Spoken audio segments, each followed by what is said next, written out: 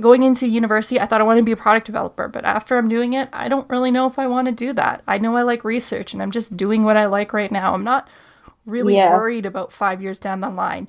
Mind you, I think Hmm. about it and I do try to put the things in place.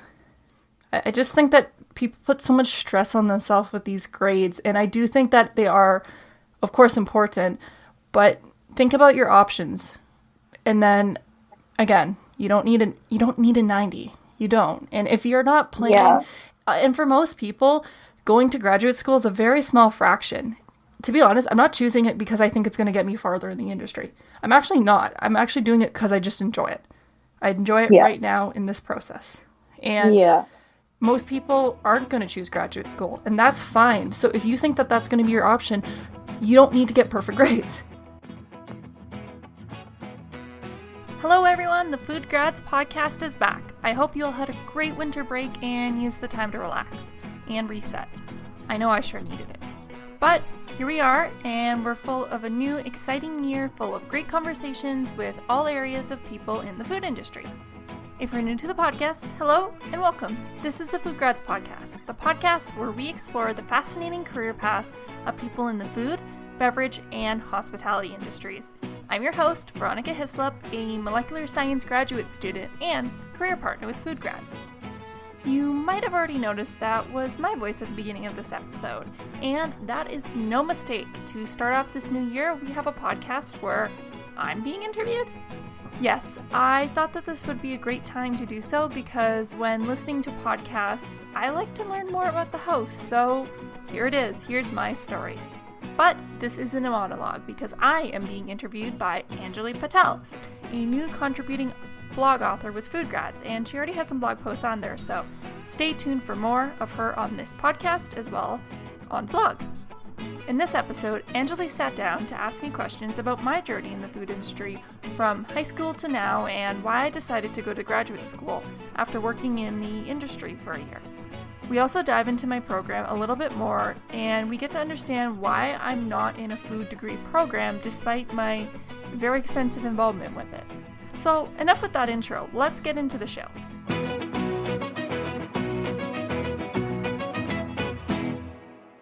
Well, here we are. Today, there's something a little different that's going to happen on the FoodGrads podcast. We are here to actually get to know a little bit more about our host, Veronica.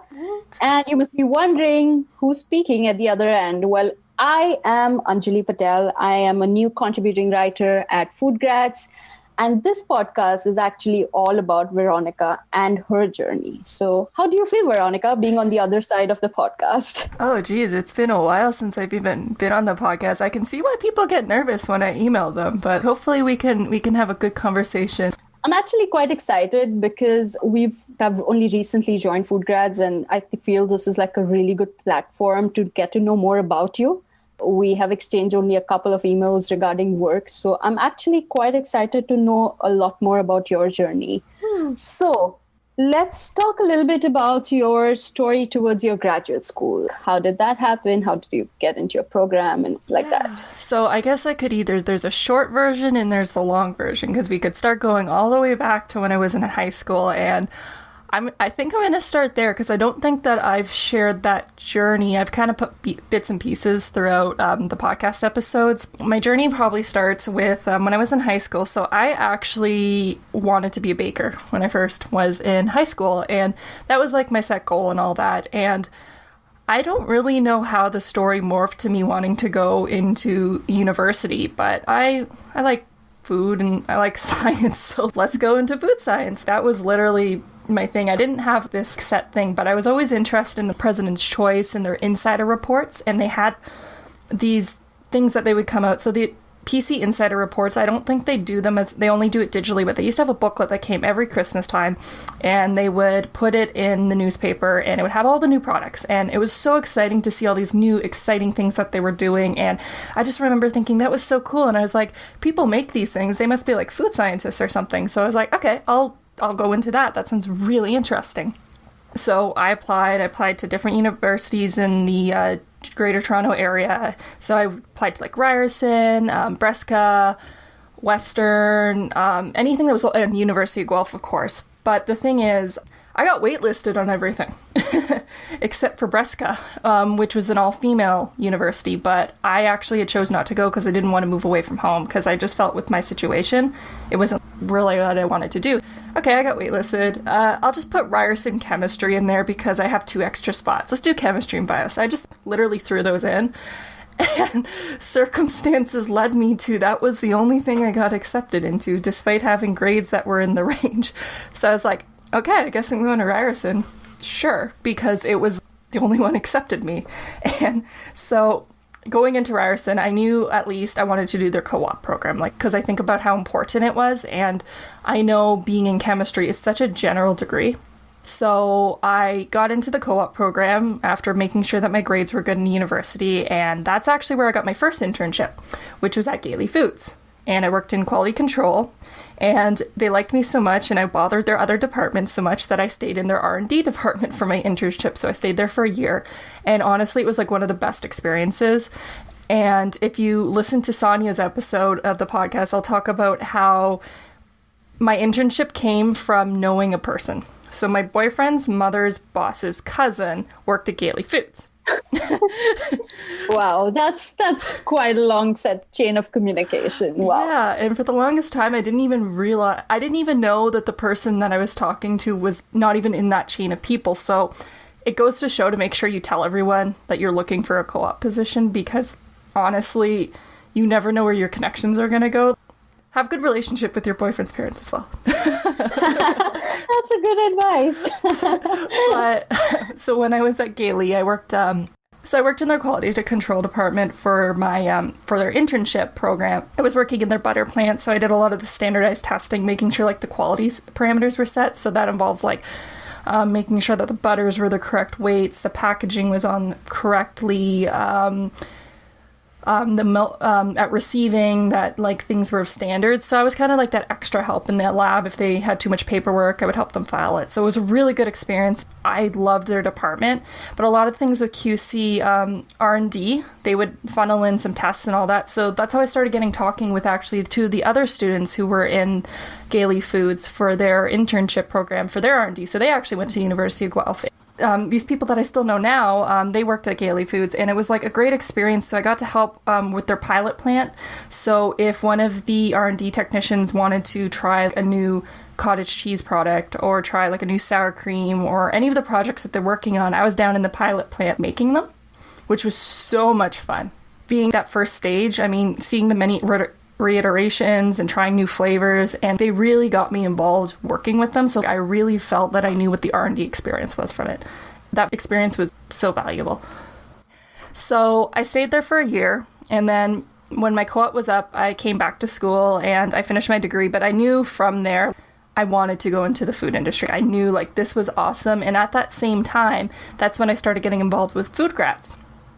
And Nicole, as everyone knows, is such a lovely, amazing person. And oh, she's awesome. She's awesome. I know. Yeah. She just gave me this opportunity to help her with FoodGrads. And I thought this was a perfect opportunity to figure out what I want. Because I really like doing the chemistry at school. Working at Gailey Foods, I realized that there were so many opportunities that I could work that aren't just R&D. Like, there's marketing. That actually prompted me to get a minor in marketing, which in hindsight I might have not still done, but I think it was still a good experience because I realized how involved marketing was in working with R&D. With FoodGrads, I started writing blog posts. That was my primarily focus on the My Food Job Rocks podcast with Adam E. He let me write about flavors on this blog, which was super fun. I really started branching out and exploring. Now, in my 4th year of university, through my program, you can do an undergraduate thesis. So under the supervision of Dr. Russo, which is my actual supervisor now, I did a project on the characterization of cocoa butters based on country of origin. So basically I looked at how does the fat crystallize of cocoa butters when they come from different countries? Because I see. Yeah, so most cocoa butters come from the Ivory Coast. I think it's 70% of it, but there's a lot of other regions that also produce it, and that's where we see that single source cocoa chocolate bars in the supermarket. You would be surprised at how different they taste. Has it got to do with the geographical locations? Yeah. Totally. Makes sense, because there's something similar with coffee as well, that you've got this differences in different countries. And so I'm guessing it's on the same lines. Totally. You know how different regions have different rainfalls, different sun, how much sun, temperatures.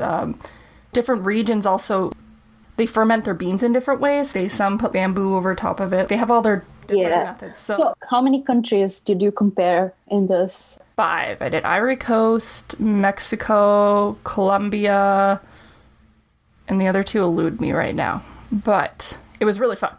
I really liked it. Yeah, I can imagine. Sounds like a fun project. It was, and it was like a dream come true to me as well, because at Ryerson, I never took a single food-related course because it never worked in my courses, because Ryerson used to have a food science course. Well, they used to have a food science course in the chemistry department, because they have a food science department that does food science. Right. But the chemistry, they didn't have one, and it hadn't been in effect for like 20 years or something. Doing my undergraduate thesis in the food lab was a dream come true to me. I was finally doing something food related. So, but then I'm just wondering, could you take electives from the food science courses, or did you have that opportunity? I tried. The things were not in my favor. It overlapped with one of my core courses that I just couldn't move. They allowed me to, but then the time slot. So, alas, I went through all 4 years with not a single food science course.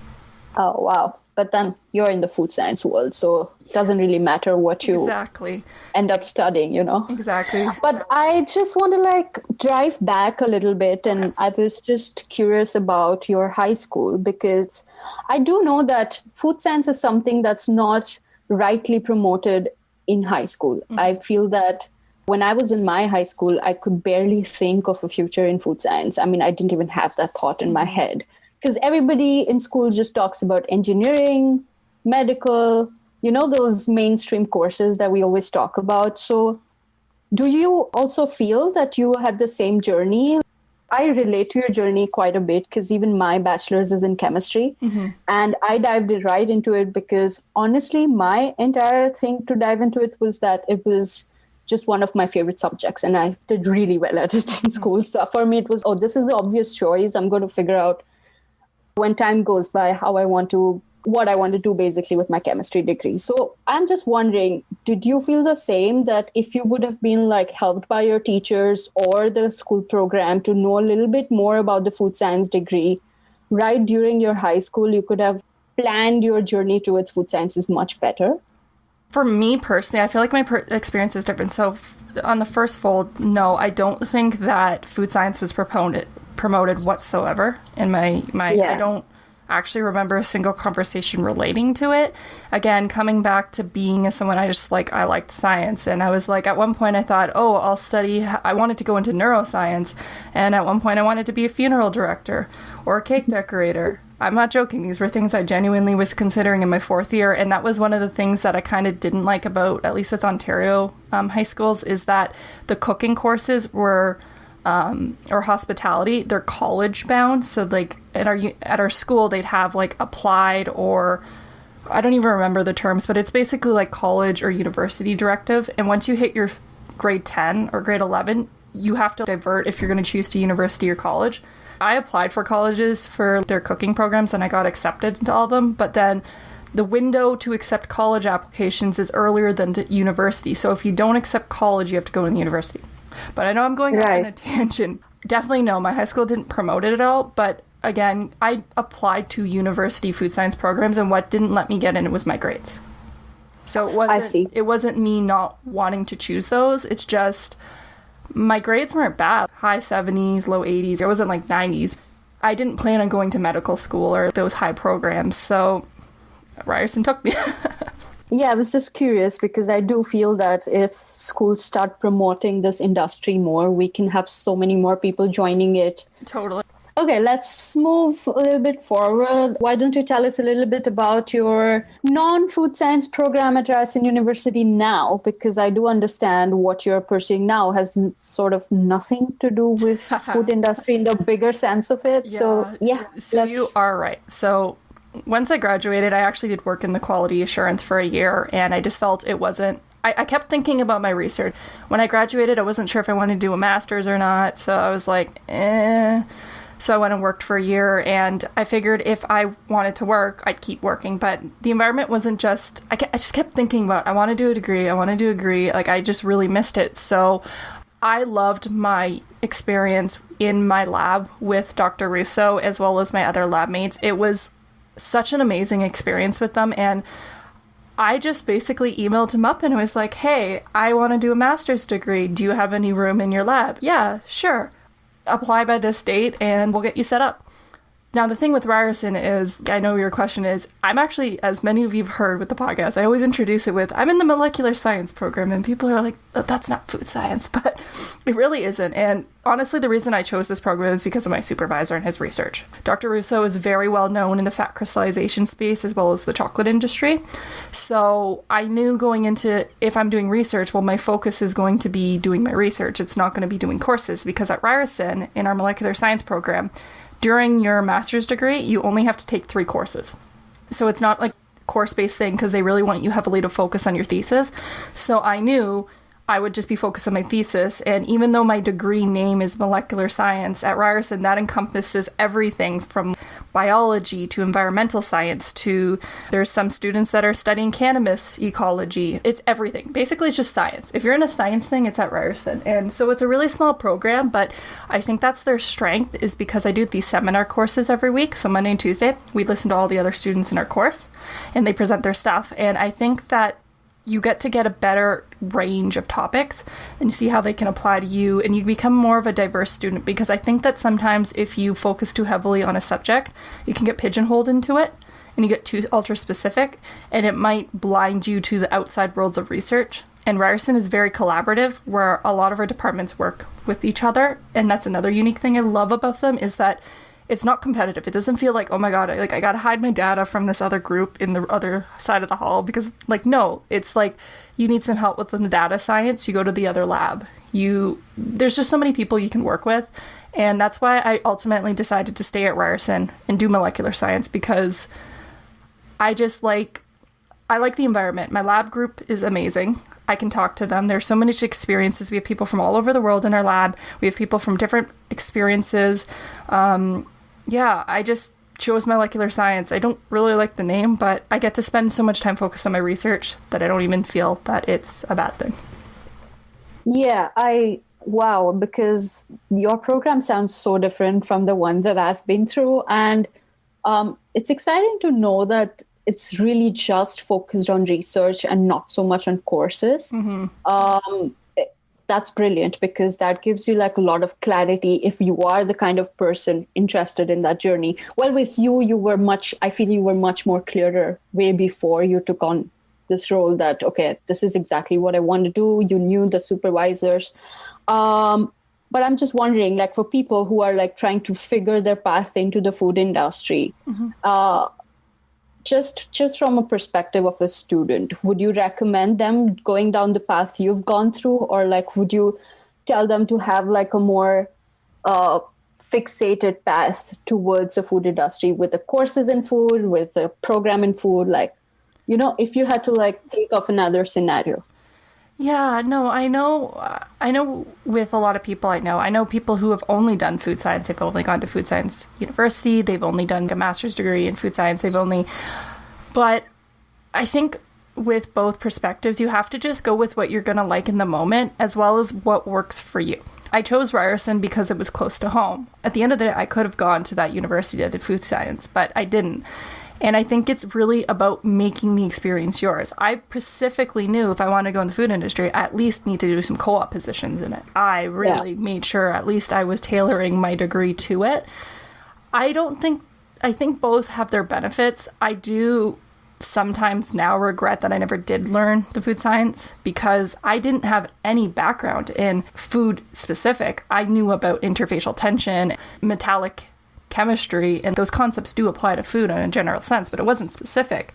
And I'd like to think that my experiences have helped me, that I have a better range, and because of this, I feel I know way more about the industry that I think than even someone in a food science program does. And that's just because I worked with FoodGrads, because I don't know about this industry, so I spent a lot of extra time. So I think it really comes down to how directed you are as a person. So even though I'm a general person with everything I've done, I specifically knew I wanted to still go in the food industry, and I took the time and did it myself to learn about these experiences. Had I maybe been in a food science program, maybe I would have thought that my degree was enough to get me in the industry and I wouldn't have helped with FoodGrads. I don't know. And it does work for some people. I don't know. But I just knew that I had to define myself if I was going to go in this industry. I see. Well, I think now is the perfect time to talk a little bit about your research, because I'm curious how these two things, there's two different worlds, have come together in your world. So tell us a little bit more about what you work on and what is it that you like about it. Even though I did the cocoa butter research in undergraduate degree, I'm actually studying emulsions right now. And more specifically, I'm studying water in oil emulsions. So going back to what emulsions are, just to recap to remind everyone, when we think of something like an oil and water, right, we know that the two of them don't mix. But if we like shook them up really crazy like in a salad dressing, we could make them mix temporarily. So that is an emulsion, but we know that it doesn't last very long. So what you do is you usually add an emulsifier, or we call it a surfactant, mustard or eggs, or there's a lot of surfactants used in the baking industry like monoglycerides and all that, but I digress. So we have that 3-factor system, and by adding this third thing, we can create emulsions. So salad dressing, butters, margarines, we have all these different types of emulsions. So my research is really focused on understanding the fundamentals of emulsions. So more generally, oil and water emulsions are much more studied. But with water and oil emulsions, there's not as much research. So things like vitamins delivered in a water, in a pill, an oil pill, that is an application of it. So more specifically, I'm studying water and oil emulsions stabilized by fat crystals, which is a very similar system to margarine. So what I'm trying to do is see if we can add lots of water into the system. Can we make it have the same texture as if it had no water in the system? For example, a low-fat margarine compared to a high-fat margarine. The low-fat one has more water in it. So what I'm doing is I'm trying to study that other word that I was using, the emulsifiers. How does that play a role in changing the texture? And I'm really fundamentally trying to understand, how is that emulsifier working? How is it affecting the texture? And could I change the processing conditions to make it be a thin mixture, a thick mixture, and then trying to understand if we add external forces to our, let's say, margarine, breading butter, how does it respond to those changes? I'm really trying to understand that fundamental research. I see. That makes sense. If you had to talk about the bigger picture of this outcome, maybe it would be nice to talk about products where you could see the result of this. So Can you talk a little bit about that? So actually with my research, it's kind of already out there on the market. Like I said, going back to the margarine, you can go to the grocery store. Low fat options, so you can already go to the grocery store and find that. But on a fundamental level, we don't really understand what's going on. The mechanism, basically. Yeah, the why. That's something I like about my research is, even though it's applicable to industry, there's a lot of stuff out there that we know works, and maybe baking breads and all that. On the fundamental level, there's just not enough research. So we're hoping that if we can fundamentally understand what's going on, maybe we can better predict emulsifiers that can be used in the market to do the same thing, that are maybe cleaner label and all that. Because I'm using PGR right now, which is primarily already used in chocolate bars as an emulsifier. So there's a lot of researching going in that. It is fundamental research that I really enjoy. That sounds like a really fun environment to work in. I was just wondering, are you thinking of continuing and doing a PhD within the same area? Okay. Or am I just poking holes too far into the future? No, it depends. I don't know if this podcast world, do I admit that I made the decision last week that I'm going to try to go into the transfer exam. So at Ryerson, again, we have a program where you can actually convert your master's degree into a PhD. So what would happen is, if you got accepted with your proposal, you would just omit a master's degree and you're already officially in the PhD. I see. So Wow. I'm putting in my documentation and all my arguments and all that fun stuff, and I'm gonna try for it. So hopefully, podcast world, if you're listening to this in like 2 years from now, you'll be like, she's getting her PhD. And I'm glad I'm the one poking those holes. I can be like, I saw that coming. I really hope I get it. But it's gonna be a lot of work. 2020 has been hard on all of us. Yeah, I don't even want to get into those details. I'm glad it's ending. I mean, there have been some good parts, but majority of it has been quite hard for most of us. So I was just thinking, has this affected your journey? Has it affected your research, and how? Yeah, totally. It would be foolish to say it that it didn't.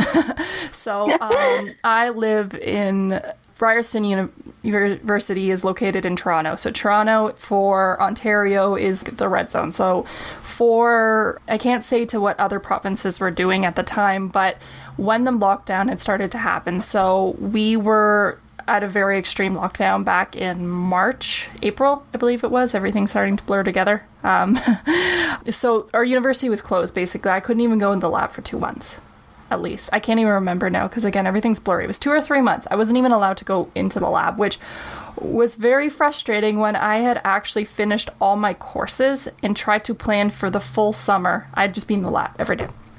That was my plan. I already done my courses, so I basically, for the beginning part, didn't know what the heck I was supposed to do because I had no results to even analyze at that point. Wow. Yeah, wow, that must be hard. Because making these emulsions have been really difficult. Like, I'm still doing it, and I'm still trying to do it for, like, over a year, which is in its own self, like, really hard. So going into this lockdown, I didn't really have a paper I could write. I didn't have research. What I did was I really tried to use the opportunity to just learn, going through scientific journals, and I've been working on making a draft for like a review paper, which is just taking tons of different journals and trying to see if I can see any trends, bring it together, like those are the important ones. And that's all I did for a long time. It wasn't until August that I was able to go back on a modified schedule, and because I have different people in the lab, we're a fairly kind of larger lab. We actually were beneficial in the building that we're in is not within the university. It's a separate building. So we were able to have access, and it was a much newer building that was well redesigned. And so we were allowed to go back, but we started to go on a schedule. And now that I'm back in the lab, we can only have a certain number of people. We have high cleaning regimes, and it really slowed a lot of things down because I thought that I would have had my project, because when you do your thesis, you usually have little smaller projects you complete throughout. The project that I'm working on now probably would have been done 4 months ago, probably, I would think. Wow. Yeah, that's quite a delay. Yeah, and I mean, there's nothing I could do about it. So I just focused on writing. So I am lucky that I'm back in the lab. I mean, with the time that we're in now, we are in lockdown in Toronto, but because research is deemed essential, I still go in, but at a modified schedule. Yeah, that sounds a bit dicey because I do remember the program that I did was quite different. Like, we had 6 months to finish our thesis, and that was it. Oh my God. So, yeah. Had I gone through what you're going through, I think I would have been crying my heart out because I was an international student. I've got the tuition fee that's 10x. And extending means more of that. So I know exactly what you're going through. Plus, I do feel that with our research, it's never, okay, I've got plan A, B, C, and that's exactly how it's going to work. Oh my gosh, yes. Yes, that's what I'm going through right now. It's everything is based off of, okay, well, this week I'll get this done, and then next week I'll get that done, but then it's 4 weeks later, and I still haven't done A. Yeah. But, I do know that now that I'm done with it, I know that even our professors know, and everybody in food science knows that 6 months or like putting a tight limit to your work does not really function in food sciences. So even then, I do feel that your program is quite accommodative. With my experience as well, a lot of students were granted extra time. And they actually, some people actually got financial help that they could get the extra semester waived. So yeah, because I worked with microbiology, and imagine getting a break in that, because you've got your plates and you've got so if you lose time, that's it. Yeah. Maybe you worked on the culture for 2 weeks and then it's gone. You can't do much about it. So Yeah. well, I'm glad to know that the program is accommodative, because that's important, I really want to know, you're doing so much, because you're like, I just learned in this conversation that you're also a teaching assistant and you're writing for FoodGrads and you're doing your thesis. How are you like handling so much on a plate? No social life. No, I kid. No. That's not true. No, let's break that stereotype, because I feel a lot of people do feel that students or like people from the food industry or from any scientific industry don't have like a social life, and that's so not true. So okay, so I haven't been writing as much now, so that was one of the things I've been doing the podcast instead. And I think it's about knowing what you're doing. I'm very heavily into journaling. I believe that journaling gives me a lot of mental clarity. It gives me a lot of structure. It helps me figure out what I like and what I don't like. And I think that knowing your deadlines. So I go back to, I use also a program called Notion, which I won't get into in this podcast, but if you guys are like Notion freaks, like hit me up. I totally want to talk about it. But it's an online software that you can kind of do what you want. But with everything, I think that sleep is so important. I know that's so cliche, but I've been really much a person to make sure I have a good bedtime, structured bedtime. I also get up early as well, so I also make sure not to dally with my time. I'm not saying it doesn't happen, because it does. I wake up at 5:30 and I go to school for 6:30 in the morning. That's what works for me. I found what work. I don't do well in the afternoon. I don't stay up late. I don't do things when I'm not productive, because I don't think it's waste time. Staying organized, I think it's a matter of knowing your explicit deadlines, having a good relationship with the people, be very communicative with things when you know you're not going to get something done. Something I still need to work on. I'm not the best with that. I know that sometimes life gets in the way, but I also rely heavily on my family members as well as my boyfriend.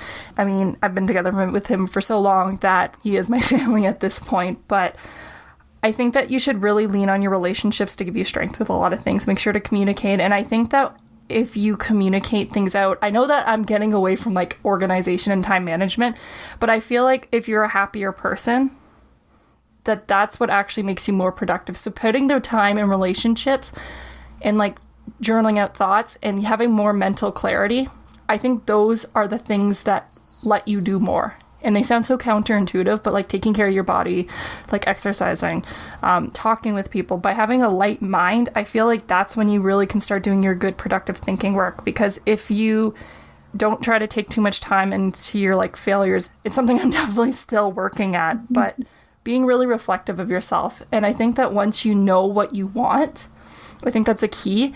If you know what you want to do, you spend less time doing what you don't need to do. And I always believe that relationships are the things that get you more organized with your time. And I also like use my family structure. I still live at home with my parents, and I spend a lot of time with them. That's my social life in that. And I really try to condense my time. When I leave school, I know I have to do some things at home, but I really try to time block it out. After 7, that's really my family time. And I find that if you have those blocks that you know you're going to look forward to, or like going on a date, well, dates, like maybe not going out on a date, but maybe staying in for a date. Yeah, those definitions have changed this year. So, yeah. When you start to structure your time around the people around you, I think that's when you start to do your more meaningful work and your more productive work. I know it's not that makes so much sense. I don't think it's a straight up answer, but I really think that I put my relationships first, even with everyone. As a TA, I put my students, think about them, and I think about their relationships. And I think that if you start putting what you put in with everything outside of what you actually have to do, it starts to give you clarity and the focus to work when you're actually supposed to work and not go on YouTube for 4 hours. I'm not going to say I don't go on YouTube more than I probably should, but yeah, just making use of your time in the time. Don't half do things. Don't half watch YouTube while you're studying for your exam. Don't do that. That doesn't save anyone time. Yeah, but I do identify with the fact that a good work life is supported by good relationships, because the minute you lose that support, I feel you don't feel motivated to do anything. I mean, even watching YouTube won't make sense then, because you're like so digressed and diverted about that whole thing that is not working out rather than the things that are working out. So everybody has that time in their life where they question things, but once you start prioritizing the things right, they eventually make much more sense. And then you get a structure to your life, which doesn't really feel like a structure because you are enjoying every day that comes to you, because it's going to be different and it's still going to be fun. Makes a lot of sense, actually. So yeah, we are not boring. Science people are really fun, guys. Yeah, totally. I mean, okay, yeah, I can talk about Netflix shows and stuff like that, you know? It's just that we enjoy a certain different tangent to life. And I feel that's a beautiful tangent because we learned so much more about life, even when we're just doing something scientific. Patience, for example. Yeah, that's a lesson that science teaches you like nothing else does. Patience. Scientists are patient. You don't think that we are, but trust me, if you've been doing the same thing for a year, you're kind of forced to become patient. Well, I was just wondering, it would be really nice to talk a little bit about your application process, because I know that a lot of students this year, especially after being affected with COVID, they might not even have the right kind of motivation to put their application down on paper. But like, if you had to give like this one advice to write like an amazing application, even making your journey beautiful, to put that beautiful journey on paper, what do you suggest how to go about it? Okay, so with Ryerson, again, I might not be the best person to ask for this advice because with my application process, you don't get accepted into the program unless the supervisor takes you. So you actually have to get a supervisor's approval before you even go into the program or even apply for the program. So for me, I just made the decision. Honestly, I just did it. I didn't spend grueling hours for weeks on end doing an application. I really just hit up my supervisor. I made sure that I had good relationships prior. I said, hey, I want to be in your lab. And he's like, okay. And I made sure I had my grades going out of university. Like, I mean, that's a hindsight thing. With your application, I think it's always good to have options open. With my university, you can graduate with low grades and still get your degree. And I think for some people, that is a very valid choice to do if you want to go into the industry. Grades don't show up in your resumes. They don't. Yeah. And I don't think that if you decide that you're not the person, don't be so caught up in grades. They're not always the important thing. But like in my case, I knew I kind of wanted to maybe do a master's. So I made sure that my grades were still up there. I put up the thing. But with the application process, honestly, just make sure that you're planning ahead of time. Or not even just planning, just like have the thing set up in ahead. I know that's not explicit to, well, I'm applying now. I didn't do it. But if you're listening and you're maybe just thinking about it 4 years down the line, why not make your life a little easier and just put little steps here and there? Write a blog every week. I know that's, again, not graduate thing, but make sure that you have the grades. And I just think it's about hindsight, thinking about your future. You don't have to set yourself, like, I don't know what I'm going to do in 5 years. I honestly don't. But I just make sure to have the seeds here that should I want to pick that plant later on, it's there. Yeah, and I do agree with you because times have changed so much. When I was applying 5 years ago, I wasn't even thinking about the array of things you could do to make your application stand out, you know. People want to put in that extra effort, show the jazz behind their lives. Grades matter to go to a good school, and that's the honest reality. So I think a balance of both makes sense, like presenting a fuller picture of your life along with decent grades. I wouldn't say just log yourself into it, but Totally. A good balance is what is appreciated.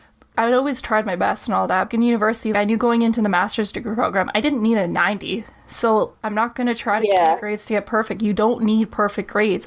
With Ryerson, an A is anything 90 and above. A minus is 80 to 85, something like that. So there's 20% range I could play around with. I don't think grades are everything. I don't. You don't have to know your path. Going into university, I thought I wanted to be a product developer, but after I'm doing it, I don't really know if I want to do that. I know I like research, and I'm just doing what I like right now. I'm not really worried about 5 years down the line. Mind you, I think about it and I do try to put the things in place. I just think that people put so much stress on themselves with these grades, and I do think that they are, of course, important, but think about your options. And then, again, you don't need a 90. You don't. And if you're not planning, and for most people, going to graduate school is a very small fraction. To be honest, I'm not choosing it because I think it's going to get me farther in the industry. I'm actually not. I'm actually doing it because I just enjoy it. I enjoy it right now in this process. And most people aren't going to choose graduate school, and that's fine. So if you think that that's going to be your option, you don't need to get perfect grades. Like, if you're not going to graduate school, you really don't need to get past the course. But I'm not saying don't learn the stuff. We could go on a whole another tangent about There's no structured path, basically. You can't have one path that's right for you, basically. So just think about maybe what you might want to do, and just make sure you might have some options, and just make sure to explore, just learn about the world. I chose not to travel, but some people, traveling is learning about the world. Like, you're in Canada, and I mean, you went to the Netherlands, and when I interview you, we're going to find out more about these journeys, but it's a different journey for everybody. I do agree with that. I was thinking, we are so involved in the food industry. Do you have days where you feel like, oh, this is what I love about the food industry, this is what I don't appreciate, or this is what needs to get better? I have experienced this in the past, and I'm not going to say the industry doesn't need to grow, and I don't want to pigeon myself into saying some bleak things, but with the food industry, I think that we need to acknowledge that it's not a dead-end job. And I think that we need to appreciate our workers that work in the lines, who work on the machines, and don't treat them as though these are jobs that are just, I failed in life and I'm going to go work at a manufacturing job. These jobs are tough. They are physically hard. They are sometimes very mentally learning how to use a machine, being able to change out the things and all that. And I want those things to go away. And I want people to appreciate and not think of them in this way. And I think that also the industry is very multicultural. I do truly believe that, and I don't think that that's promoted enough. And I do know certain reasons why it happens. I know a lot of people come from outside of Canada, talking to Canada, and they work in these factories for their jobs and all that, and that's where some people get them. But they're very multicultural areas, and I think that we should promote this. We should encourage this. This should be something that's more highlighted. I think that's so exciting, and I think that as well, we need to, as well in the industry, also promote more language learning. I do think that there are some workers that, I think that, coming back to this idea of communication, I think if we have more workers that, if maybe I can start to speak, and I've had in past experiences where we can both speak English, and I wish that I could speak in someone else's native tongue. That's on me. I want to learn about how to speak in their native tongue, because I think that we could better build our communication, because sometimes things in the plant get a little too technical, even for the QA people. It's let's talk about GMPs. That's not really it's such a technical word. And I think that if we could encourage better communication with everyone, that we could promote these people. I think that the industry needs to really promote these beautiful people that are working and doing all these different roles. I think that we need to communicate better with one another, and I think that we should really celebrate one another more. And I don't think that that's happening enough, especially in the news and all that. And it comes back to my idea, when we think of product on the shelf, it's not humanized, it's villainized. The industry people are like, that box of cereal is just chemicals and all that, and it's not. It's not, and I want people to see that so much. That there's so many people, beautiful people, who work and put their hard effort into doing this. And there's been so much thought put into it. And I just want a more inclusive, more celebrated industry, because frankly, most of us aren't at home cooking from scratch every single day. And I refuse to believe anyone's flour is processed somehow. Your canned goods are processed. I want these people to be celebrated more. And I think that it needs to happen. That's a brilliant insight into it, because I was also sort of going to throw some light into diversity and inclusion.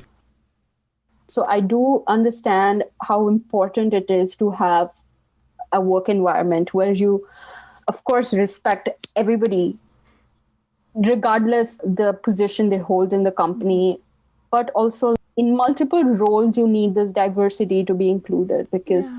I think if anything, food's the thing that's going to bring everyone together. Everyone needs to eat.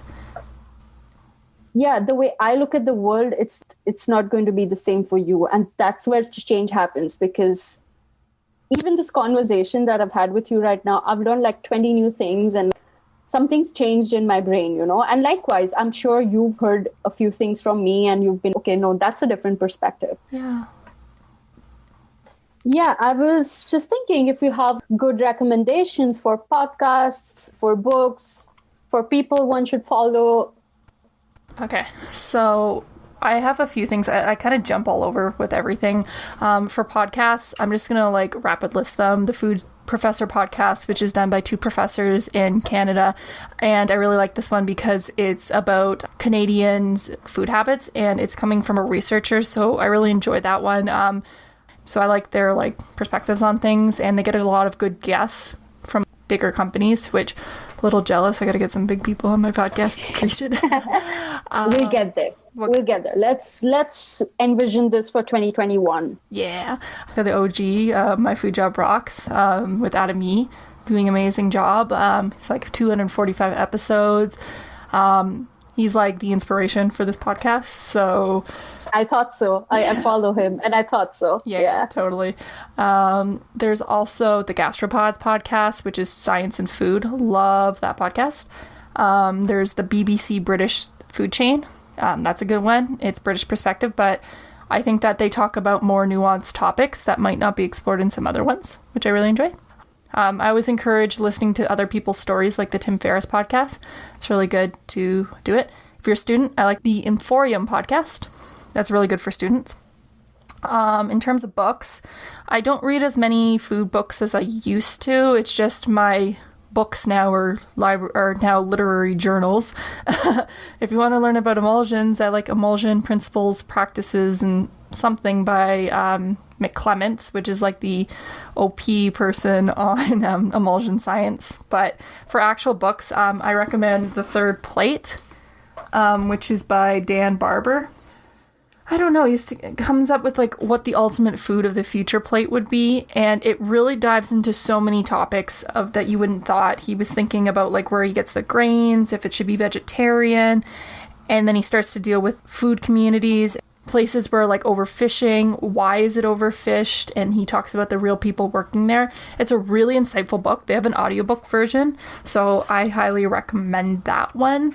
I just put that down. I'm so excited to check it out. Yeah, so that would be my book recommendation. I really always think back to it. And for people to follow, check out the podcast and then check out the people who are actually in the like following them. Honestly, when you want to follow someone, if you're interested in any industry, go look for someone who's at a job that you want. Follow them on LinkedIn. Honestly, this is where I'm coming back with like plant the seeds. So if you know, for example, that this person is an R&D person who works at this company and they post on LinkedIn, comment on their stuff. They'll start to recognize your face. They'll start to see you. Don't come into it, you're trying to get a job, but maybe like try to follow their brain, see what like they're following, what they like. I think that's good. Of course, follow FoodGrads and Nicole because she's gonna like give you like the best content, and you'll always know when people like Anjali post new stuff and me on the podcast. But woohoo! Shout out to all of us. I don't really have any people that I particularly can think of that I follow.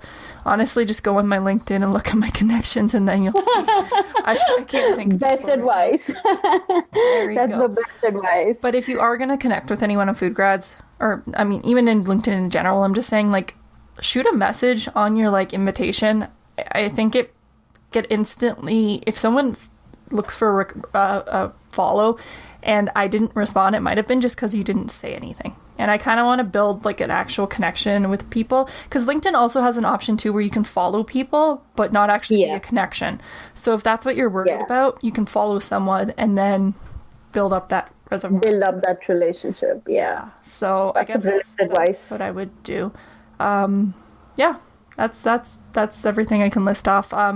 Anything will be on the show notes if anyone wants to see those things. So and if you have any like more things to talk about.